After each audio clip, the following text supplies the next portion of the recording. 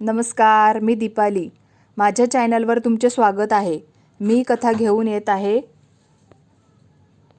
विधिलिखित भाग 23. आता सगळे घरी गेले होते. घरातले लोक होते. नोकरांनी सगळं आवरलं होतं. सगळा सामान पण ठेवून दिला होता. योगिता रूममध्ये निघून गेल्या. नव्याने शारदा मावशीला रूममध्ये सोडले. रियाच्या रूममध्ये डोकावून पाहिले. साऊ मस्त झोपली होती.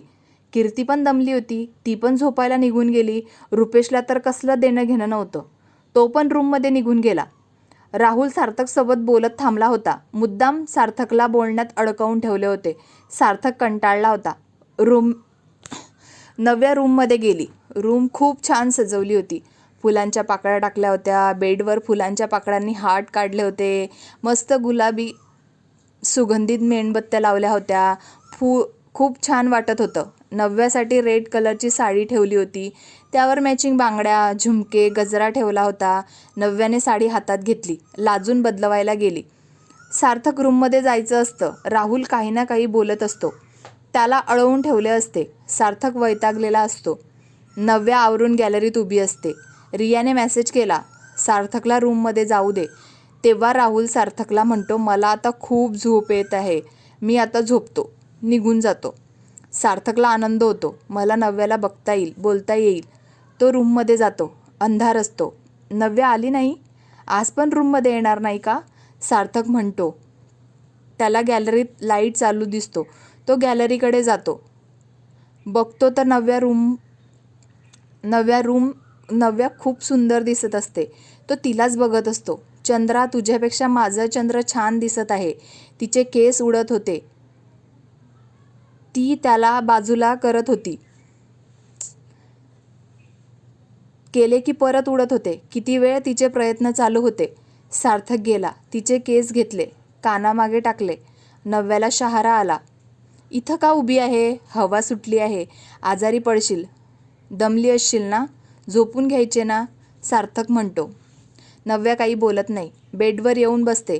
लाईट पण लावत नाही. सार्थक गॅलरीतला लाईटिंग ओढून घेतो. बघतो तर नव्याने लाईट लावलेला नसतो. सार्थक लाईट लावतो. तर रूममध्ये बघतो. त्याला खूप छान वाटतं. पाकळ्या टाकलेल्या असतात. मस्त असा हार्ट काढलेला असतो. सार्थक सगळं खूप आवडलेले असते. नव्याच्या मनात काय आहे?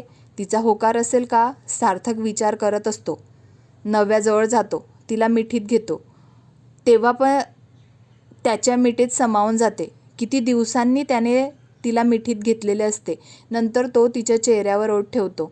नंतर तिच्या बांगड्यांचा आवाज, त्यांचा श्वास रूममध्ये येत असतो. सार्थकचा हात तिच्या अंगावरून फिरत होता.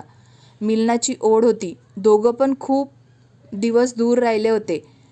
आज ते नव्याने एक होणार होते. सार्थकने नव्याच्या गालावर होठ ठेवले. तिने डोळे बंद करून घेतले. सार्थक तिच्या दोघ्या डोळ्यांवर होठ ठेवतो. नव्याच्या थरथरत्या होठावर त्याने होठ ठेवले, जे की खूप दिवस झाले रसपान करण्यासाठी आसुसलेले होते. दोघांमधली आडपडदा मधील दूर झाले होते. ते एकमेकांमध्ये सामावून गेले होते. सार्थक आणि नव्या एकमेकांच्या मिठीत झोपून गेले. रिया खूप आनंदी होती. नव्याच्या मनासारखं होऊ दे. सार्थकला पण त्याचं प्रेम मिळू दे. साऊला पण आनंदी ठेव. शारदा मावशीला झोप येत नव्हती. त्यांच्या रूममध्ये कोणीतरी येऊन गेलं आहे असं त्यांना वाटत होते. वस्तू जागेवर नाही होत्या. सामान हललेला होता. त्यांच्या कपाटात 50,000 त्यांनी ठेवले होते. शारदा मावशी ते आता दिसत नव्हते. त्यांनी खूप शोधले. त्यामुळे त्यांना झोप येत नव्हती. सगळे दमले आहे. दिवसभर काही ना काही चालू होते. कोणाचं सांगू शकत नव्हत्या. किती वेळ त्या विचार करत होत्या. कधीतरी त्यांना झोप लागली. रुपेशने शारदा मावशीच्या रूममधून जे पैसे चोरले होते ते तो मोजत होता. त्याला वाटले होते 1,00,000 रुपये असतील, पण 50,000च निघाले. त्याच्यात त्याला काम भागवावे लागेल. रुपेश म्हणतो. ते नीट ठेवून झोपून जातो. राहुल तर खूप दमला होता. लगेच झोपला. नव्या सकाळी उठली की तिला उठता येत नव्हते. सार्थक तिच्या पोटावर झोपला होता. नव्या हालता पण येत नव्हते. तिने हळूच डोक उचलले आणि खाली ठेवले.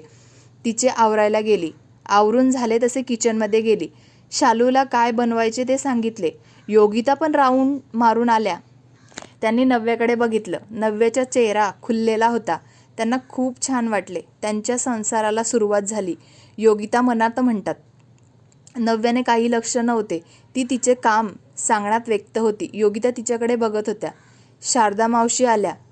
नव्या, सार्थक उठला का? मला त्याच्याकडे काम आहे, शारदा मावशी म्हणतात.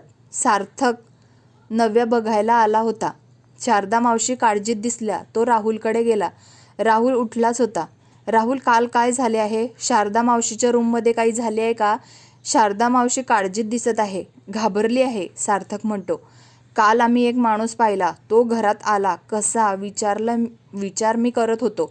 सिक्रेटरी होती, बॉडीगार्ड होते. कोण असेल? राहुल म्हणतो. सार्थक पण विचार करायला लागला. रुपेश? दोघं पण सोबत बोलले. त्याचा काही भरोसा नाही. त्याची कंपनी लॉसमध्ये जात आहे. त्याला पैशाची गरज आहे. त्यासाठी त्याने शारदा मावशीचे पैसे चोरले का? त्याचे काहीतरी करावे लागेल, सार्थक म्हणतो. तेव्हा का माझ्या लक्षात आले नाही? तो खूप उशिरा आला होता. आता काय करायचे? राहुल म्हणतो. तू शारदा मावशीला बोलतं कर. किती पैसे आहे ते विचारून घे. मी घेऊन येतो, तिच्या रूममध्ये ठेवून येतो, सार्थक म्हणतो. राहुल तोंडावर पाणी मारून बाहेर जातो. नव्या शारदा मावशीला बसवत होती. आता सांगा काय झाले? नव्या म्हणते. काल माझ्या रूम अस्तव्यस्त होती. वस्तू ठिकाणी नव्हत्या. माझ्या कपाटात 50,000 रुपये होते. ते पण नाही आहे. सार्थकला सांगतो काहीतरी करेल, शारदा मावशी म्हणतात. तुम्ही पाणी घ्या, मी त्यांना सांगते, नव्या म्हणते. राहुलने सगळं ऐकलं असते.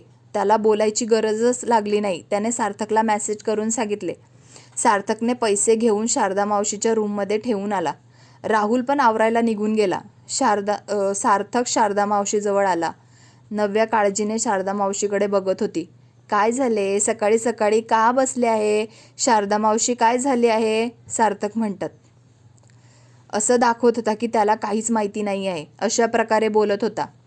नव्या सार्थकला सांगते, असं झाले आहे, आपण तुझ्या रूममध्ये बघू. सार्थक शारदा मावशीला म्हणतो. ते शारदा मावशीच्या रूममध्ये जातात. नव्या तिकडे बघ. मावशी, तू इथं बस, आम्ही बघतो. नव्या सगळं बघत होती. सार्थक वरच्यावर बघत होता. हे बघ, मावशी सापडले. तू रात्री नीट बघितले नसतील, सार्थक पैसे शारदा मावशीला देत म्हणतो. रात्री नीट पाहिले नसतील, शारदा मावशी म्हणतात. त्यांना आनंद झाला होता.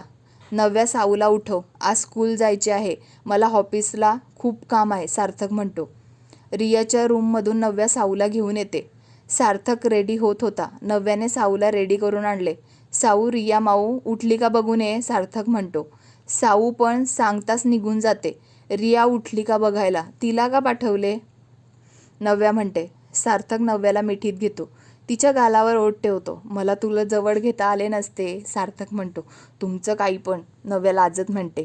तुला मी एक गिफ्ट देणार आहे, तुझे आवडते, सार्थक म्हणतो. काय गिफ्ट आहे? नव्या म्हणते. सार्थक तिच्या हातावर कागद ठेवतो. तूच बघ, तो म्हणतो. नव्या बघते. तिला खूप आवडतं. हॉटेलचे कागद असतात. उद्यापासून ते हॉटेल सांभाळायची आहे. तिला खूप आनंद झाला होता. गिफ्ट आवडलं? सार्थक म्हणतो. खूप आवडलं, नव्या म्हणते. कार्तिकसोबत बोलून घे. त्याच्या कंपनीतली कॉफी हवी आहे ना. माझे त्याचे बोलणे झाले आहे. तुला बोलायचे असेल तर तू पण बोलून घे, सार्थक म्हणतो. त्याच्यासोबत बोलून घेते. आता नाश्ता करून घ्या, जायला उशीर होईल, नव्या म्हणते. सगळं आवरून साऊ, सार्थक, राहुल निघून जातात. कथा आवडत असेल तर लाईक करा, कमेंट करा. पुढील भाग